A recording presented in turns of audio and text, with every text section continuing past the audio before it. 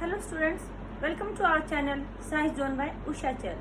तो बेटे आज इस वीडियो में हम कक्षा 8 पाठ 8 कोशिका संरचना एवं प्रकार्य के बारे में अध्ययन करेंगे। आपने बेटा छोटी कक्षाओं में पढ़ा हुआ है, 6th क्लास में पढ़ा था कि हमारे आसपास की वस्तुएं, कुछ वस्तुओं को हम सजीव कहते हैं, कुछ वस्तुओं को निर्जीव कहते हैं। इनकी आप तुलना भी कर चुके हैं। बता सकते हैं आप सजीव और निर्जीव में कैसे बताएंगे? मैं आपसे पूछती हूँ, आप सजीव है निर्जीव है?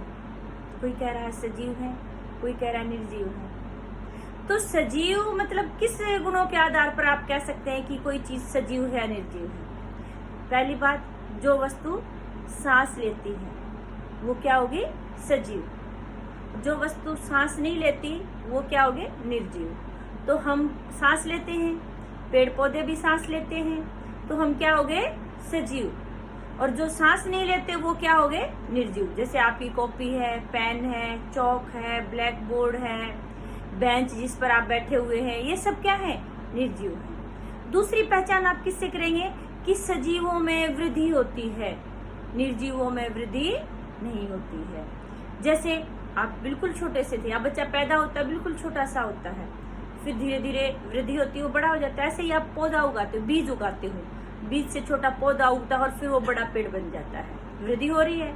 लेकिन जैसे आपने ये बेंच है, आप स्टार्टिंग में इस क्लास में आए तो भी इसी साइज का था, और अब देखो कई महीने हो चुके हैं तो भी इसी साइज का है। तो यानी कि सजीवों के अंदर वृद्धि होती है, निर्जीवों में वृद्धि नहीं होती है। अगला पॉइंट है कि सजीव प्रजनन कर सकते हैं। प्रजनन मतलब अपने ही जैसा दूसरा जीव उत्पन्न कर सकते हैं, लेकिन निर्जीवों के अंदर क्या होती है? प्रजनन क्षमता नहीं हो सकती। यानी कि अपने ही जैसी दूसरी वस्तु वो नहीं बना सकते, निर्जीव जो होते हैं, सजीव बना सकते। तो ऐसे कुछ विशेषताएं हैं जिनके आधार पर हम बता सकते हैं कि कौन सी चीज सजीव है और कौन सी चीजें निर्जीव है। जो सजीव होते हैं बेटा, वो सभी एक छोटी सी संरचना होती है, उससे मिलकर बने होते हैं। जैसे हम घर की बात करें तो घर, चाहे किसी का बंगला है, चाहे वो एक रूम है, उसकी छोटी इकाई क्या है? ईंट है। हाँ, ये अलग बात होती है कि जो गरीब होते हैं वो बेचारे ईंटों के ही खाली घर होते हैं, उसके ऊपर बीच में गारा लगी होती है या फिर टीप की होती है। लेकिन अमीरों के जो होता है उसके ऊपर से अच्छी शानदार पेंटिंग वगैरह करी होती है, लेकिन अंदर की जो संरचना है, मूलभूत संरचना, वो क्या है? ईंट है। तो ऐसे ही हमारे जो सजीव हैं, चाहे वो पेड़ पौधे हैं या फिर कोई जीव जंतु है, चाहे वो चींटी है या फिर हाथी है, सभी किससे मिलकर बने हैं? कोशिका से मिलकर बने हैं। तो सभी जीवों की आधारभूत जो संरचना है कोशिका है। तो इस चैप्टर में बेटा आज हम कोशिका क्या है, कोशिका के कार्य क्या है, कोशिका की खोज कैसे हुई है, इसके बारे में अध्ययन करेंगे। फिर बात आती है कि कोशिका की खोज कब, किसने और कैसे की। ये आपका इम्पोर्टेंट क्वेश्चन है, आपके एग्जाम पॉइंट ऑफ व्यू से भी, और आपके कई बार क्या होता है कॉम्पिटिटिव एग्जाम्स में भी आता है कि कोशिका की खोज सबसे पहले किसने की और कैसे की और कब की। तो कोशिका की खोज बेटे सबसे पहले किसने की थी? रॉबर्ट हुक ने। तो यानी कि कोशिका की खोज किसने की थी? रॉबर्ट हुक ने।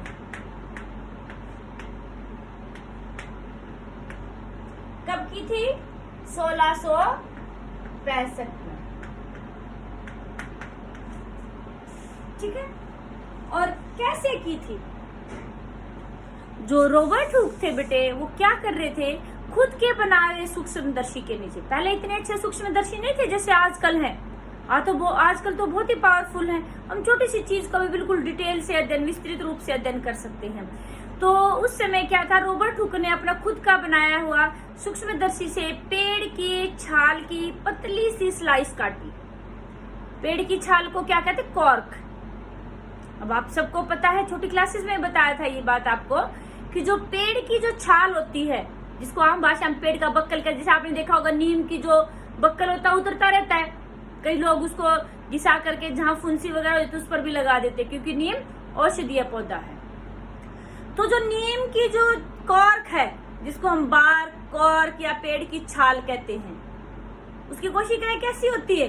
मृत होती हैं। तो पेड़ की छाल जो है उसकी पतली सी परत काटी। पतली परत क्यों काटी? मोटे में तो काट सकता था, क्योंकि सूक्ष्मदर्शी के नीचे बेटे हम मोटी परत को रखेंगे तो हमें कुछ भी दिखाई नहीं देगा, सिर्फ ब्लैक कलर का दिखाई देता है। और हम बिल्कुल जितनी पतली हो, बिल्कुल पारदर्शी ऐसे कटिंग करके रखते हैं, कोई भी चीज हमें देखनी हो तो बिल्कुल पारदर्शी होगी, तभी हमें वो नजर आती है कि उसके अंदर से संरचना कैसी है। ठीक है, तो जैसे आपने छोटी क्लासेस में प्याज की झिल्ली की कोशिका की संरचना देखी। प्याज की झिल्ली जो हम देखते हैं वो पतला सा पॉलिथीन जैसा सा छिलका होता है ना, उसको देखते साफ दिखाई देता है। तो रॉबर्ट हुक ने भी क्या किया था कि खुद के बनाए हुए माइक्रोस्कोप के नीचे किसकी? पेड़ की कॉर्क की पतली स्लाइस को रखा। तो उसने क्या देखा कि जैसे मधुमक्खी के छत्ते में छोटे छोटे छेद होते हैं ना बेटे, ऐसे ही बक्से नुमा छेद दिखाई दिए, छोटे छोटे बहुत ज्यादा। ठीक है, और उसने ये भी देखा कि जो छोटे छोटे छेद थे वो एक दूसरे से अलग अलग दीवारों से, सबकी अलग अलग दीवारें थी। जैसे आपने मधुमक्खी का छत्ता देखा हुआ है, मधुमक्खी के छत्ते में ऐसे ऐसे छोटे छोटे छेद होते हैं, बहुत सारे ऐसे होते हैं ना, किसी ने देखा हो तो ऐसे, और हर एक छेद की अपनी दीवारें हैं। तो उसको जब उसने कॉर्क के नीचे देखा, थोड़ा सा बड़ा करके दिखाते हैं, जैसे ऐसे मान लो हम बिल्कुल पास से देखेंगे तो हमें मधुमक्खी का छत्ता ऐसे दिखाई देता है। इन छेदों के अंदर ही शहद भरा होता है और मोम भरा होता है, ऐसा होता है ना मधुमक्खी के छत्ते की संरचना। तो उसने हर एक जो ये बॉक्स था, छेद था, इसको क्या नाम दिया? कोशिका। कि जो इंग्लिश का सेल शब्द है बेटा, ये लैटिन भाषा का शब्द है। ठीक है, तो हर एक उसने पोस्ट को, हर एक छेद को क्या नाम दिया?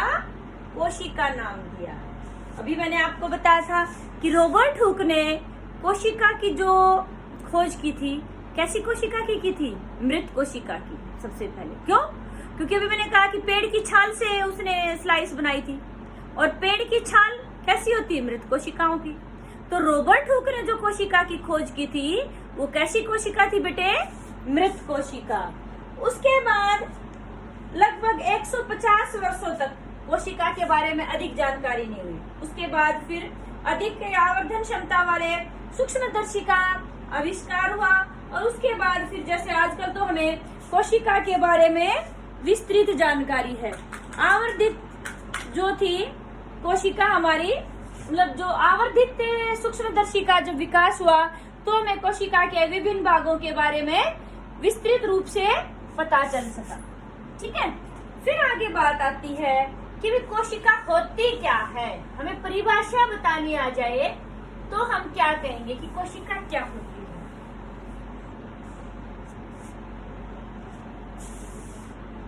बिल्कुल ऐसे ही याद रखने हैं आपको, 2-3 शब्द हैं ये बिल्कुल याद रखने हैं। जीवन की सबसे छोटी संरचनात्मक व कार्यात्मक आधारभूत इकाई क्या कहलाती है? कोशिका। ठीक है बेटे, तो समझ में आई बात? यानी कि जीवन की सबसे छोटी संरचनात्मक व कार्यात्मक इकाई। आपको क्या क्या शब्द याद रखने हैं? एक तो सबसे छोटी,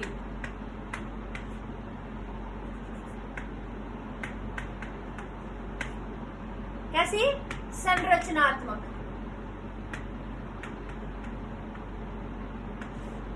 और कार्यात्मक, आधारभूत इकाई।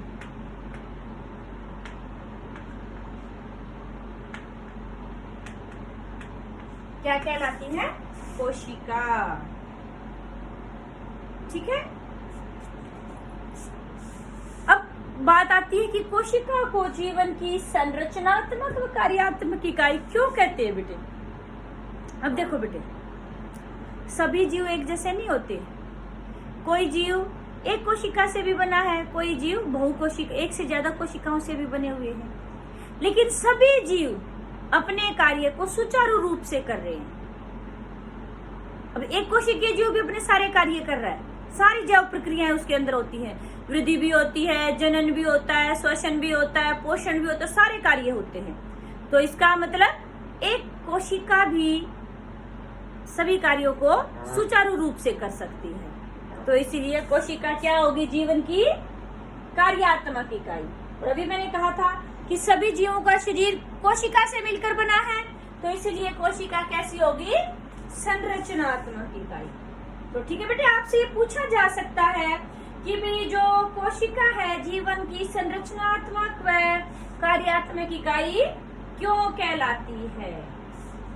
तो जैसे भी मैंने कोशिका की तुलना ईंट से की थी बेटे, कि जो कोशिका होती है वो ईंट के समान होती है।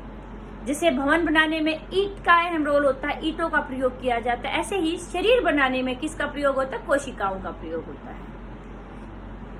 जो ईंट है बेटा, किसी घर में बड़े साइज की, किसी घर में छोटे साइज की भी हो सकती है। ईंटें भी विभिन्न प्रकार की होती हैं। तो ऐसे ही कोशिकाओं का जो आकार है, संरचना है, वो अलग अलग प्रकार की हो सकती है। इनके बारे में आप आगे बड़ी कक्षाओं में पढ़ेंगे कि कौन सी कोशिका की कैसी संरचना है। हाँ, यहाँ पर एक आपका जीके का क्वेश्चन जरूर बताना चाहूंगी।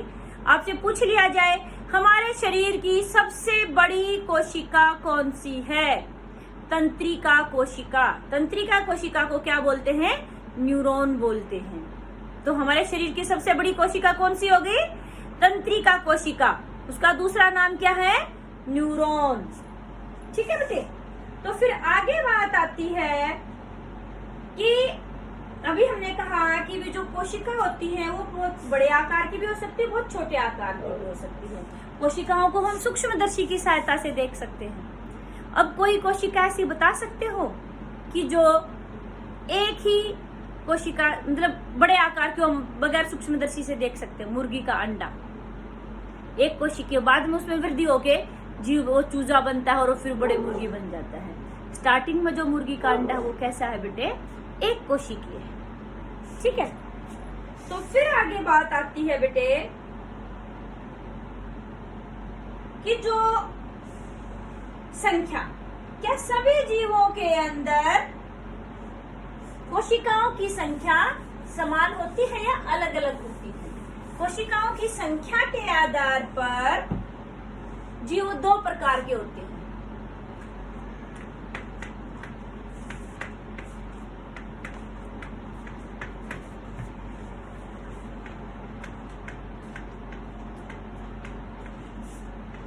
कौन कौन से होंगे? एक कोशिकीय जीव,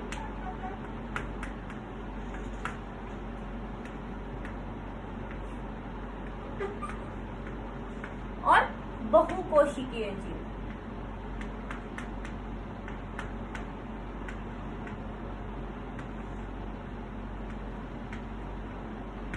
ठीक है बेटे, तो एक कोशिकीय जीव कौन से होंगे? वे जीव जिनका शरीर एक ही कोशिका से बना होता है, उन्हें हम क्या कहेंगे? एक कोशिकीय जीव। उदाहरण बता सकते हैं आप? अमीबा, पैरामीशियम आदि। और बहुकोशिकीय जीव वे जीव जिनका शरीर दो या दो से अधिक कोशिकाओं से मिलकर बना होता है, उन्हें हम क्या कहते हैं? बहुकोशिकीय जीव। बहुकोशिकीय जीव का उदाहरण कुछ भी कह सकते हैं आप, मनुष्य है, कुत्ता है, बिल्ली है। ठीक है, अब देखो दिखने में, अब हम हैं या हाथी है, कोई भी जीव ले लें, बड़े बड़े पेड़ पौधे हैं, सबकी जो शुरुआत होती है बेटे जीवन की, वो एक कोशिका से ही होती है। उसमें फिर बार बार विभाजन होता है, कोशिकाओं की संख्या में वृद्धि होती है, फिर उसकी मतलब विकास होता है, वो बड़ा साइज बनता है। तो सभी एक कोशिकीय जीव है या बहुकोशिकीय जीव है, उनके जीवन की शुरुआत किससे होती है? एक ही कोशिका से होती है।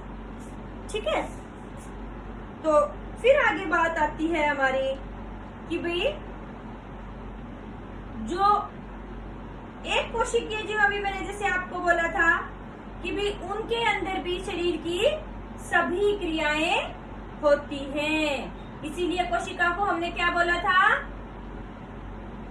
संरचनात्मक तथा कार्यात्मक इकाई। अभी हमने एक कोशिकीय जीव के उदाहरण दिए थे बेटा आपको, अमीबा और पैरामीशियम। अच्छा, अमीबा और पैरामीशियम जो है वो क्या करते हैं, कहाँ पाए जाते हैं? वो जल में पाए जाते हैं। जैसे हम तालाब के जल के पानी, जो तालाब का जल है उसके अंदर से जो हमें कचरा सा दिखाई दे रहा है उसकी स्लाइड बनाकर देखेंगे तो उसमें भी हो सकता है कि अमीबा और पैरामीशियम में मिल जाएं। ठीक है। अच्छा, फिर बात आती जो कोशिकाएं हैं हमारी, कोशिकाओं का जो समूह है, कोशिकाएं मिलके क्या बनाती हैं? उत्तक बनाती हैं।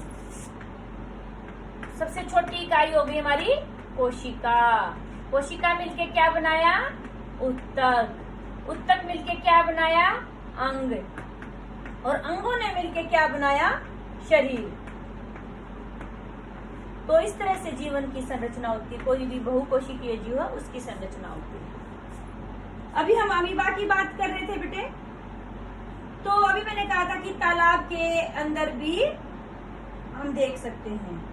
तो जो अमीबा होता है उसकी एक विशेषता होती है बेटे, कि अमीबा का जो आकृति होती है, जैसे अब हमारी है आकृति निश्चित है। हम ये तो है नहीं कि अभी हमारे 2 हाथ हैं, मेरा एक हाथ इधर बड़ा हुआ है और ऐसे मेरा मैं जिधर चाहूँ अपना बढ़ा सकती हूँ, इधर कान को लंबा कर लूँ या फिर हाथ को छोटा कर लूँ, इस हाथ को बहुत दूर तक लंबा, ऐसा नहीं, पॉसिबल नहीं हमारे अंदर। लेकिन अमीबा की जो होती है कोशिका भित्ति बहुत लचीली होती है बेटे, वो जिधर चाहे अपने शरीर को बढ़ा सकता है। ऐसे जैसे अमीबा है, अमीबा की इसलिए हम कोई फिक्स आकृति नहीं होती है निश्चित। जैसे हमने अमीबा को ऐसे भी अमीबा बना सकते हैं, हम ऐसे बनाना चाहें ऐसे भी अमीबा बना सकते हैं। ठीक है।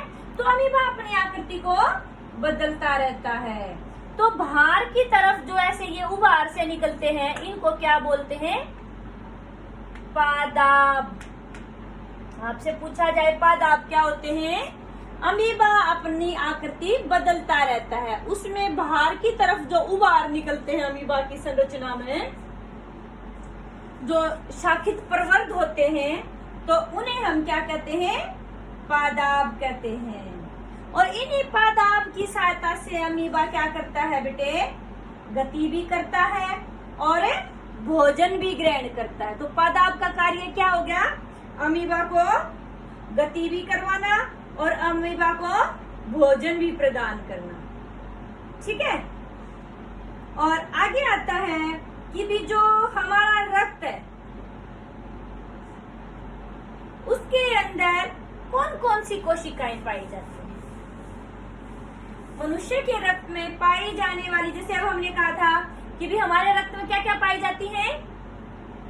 WBC, RBC और पट्टिकाएं।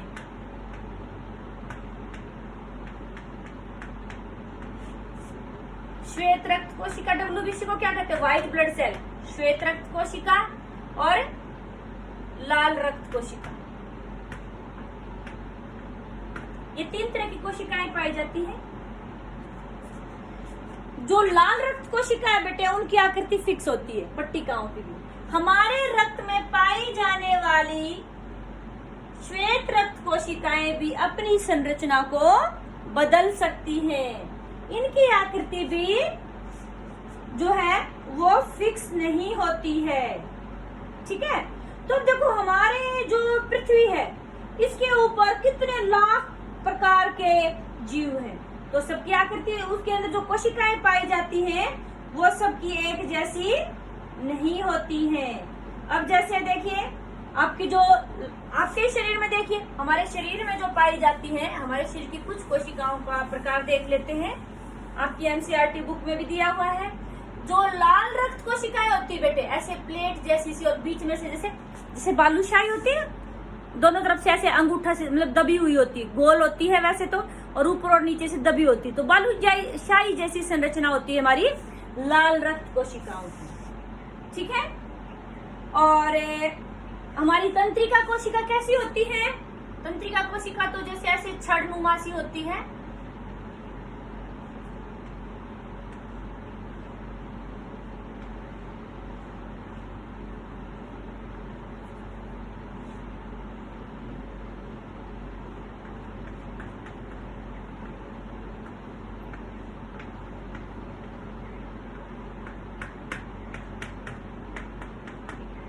ऐसे। तो देखिए अब ये ऐसी है, ये ऐसी है। कोई हमारी कोशिकाएं इस तरह की होती हैं, तर्क रूपी कोशिकाएं होती हैं। तो देखो अब ये भी हमारे शरीर की कोशिका है, ये भी हमारे शरीर की कोशिका है, ये भी हमारे शरीर की कोशिका है। ये पेशी कोशिका है, ये तंत्रिका कोशिका है, ये हमारी लाल रक्त कोशिका है। तो देखिए हमारे शरीर की कोशिकाओं में कितनी विभागता है। तो ऐसे ही हम बता सकते हैं कि भी जो हमारी कोशिकाएं हैं वो सभी जीवों में एक जैसी नहीं होती, और एक ही जीव में भी विभिन्न प्रकार की कोशिकाएं पाई जा सकती हैं। अब फिर बात आती है कि आप अपने आप अंदाजा लगा सकते हैं कि कौन सा कोशिका का भाग है जो कोशिका को आकृति प्रदान करता है। सबसे बाहर वाला जो भाग होगा, तो उस बाहर वाले भाग को क्या कहते हैं? कोशिका झिल्ली। तो कोशिका झिल्ली कैसी होगी? जैसे इसकी ऐसी है, इसकी ऐसी है, इसकी ऐसे तर्करूपी है। तो वो क्या करते हैं, उसको पादप कोशिका में तो कोशिका सबसे बाहरी आवरण को कोशिका भित्ति कहते हैं, और जंतुओं में उसे कोशिका झिल्ली कहते हैं। इसका काम क्या होता है? कोशिका को आकार प्रदान करना और कोशिका को दृढ़ता देना। ठीक है। और जो बेटा देखो दो ही चीजें हैं, जीवाणु और पादप, उनके अंदर कोशिका भित्ति पाई जाती है। बाकी सबके अंदर सिर्फ कोशिका झिल्ली होती है। जो पादप होते हैं उनमें कोशिका झिल्ली से, और जीवाणु के अंदर कोशिका झिल्ली के बाहर एक और आवरण होता है, उसको कोशिका भित्ति कहते हैं। उसका कोशिका भित्ति का काम क्या हो गया? कठोरता प्रदान करना उनको। फिर आगे बात आती है कोशिका का साइज। कोशिका का साइज कितना होता है? तो अभी हमने देखा कि कोशिका की आकृति अलग अलग हो सकती है। तो सजीवों में जो कोशिका का साइज है बेटे, 1 मीटर के 10 लाखवें भाग से भी छोटा हो सकता है। मतलब 1 मीटर जो लंबाई है उसके 10 लाखवां भाग, 1 मीटर का 10 लाखवां भाग, 1/10 लाख हम करेंगे। इतना छोटा साइज भी हो सकता है। उसको हम माइक्रोमीटर या माइक्रोन में कहते हैं।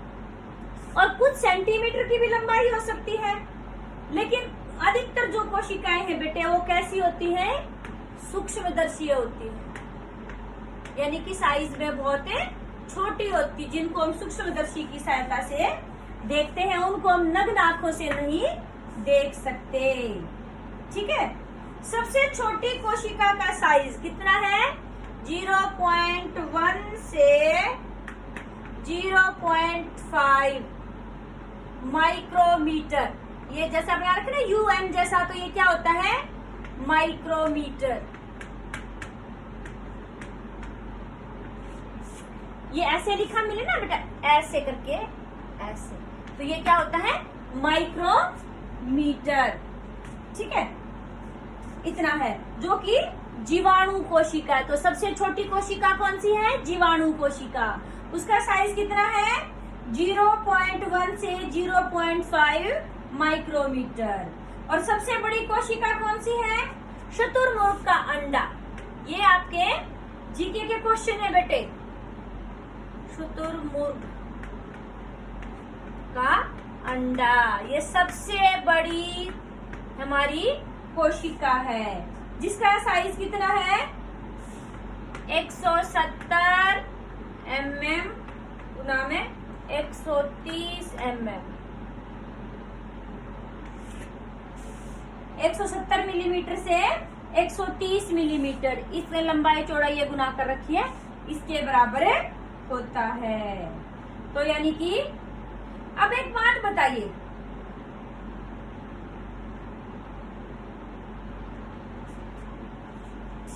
हाथी और चूहा, इनकी कोशिकाओं का साइज समान है अलग अलग है? क्या बड़े जीव हैं उनकी कोशिका बड़ी होगी और छोटे जीव उनकी कोशिका छोटी, ऐसा होता है? नहीं। कोशिकाओं की बेटे जो आकार है शरीर के ऊपर निर्भर नहीं करता। जो ज्यादा बड़े जीव हैं उनमें कोशिकाओं की संख्या ज्यादा होती है, जरूरी नहीं है कि उनका आकार बड़ा हो।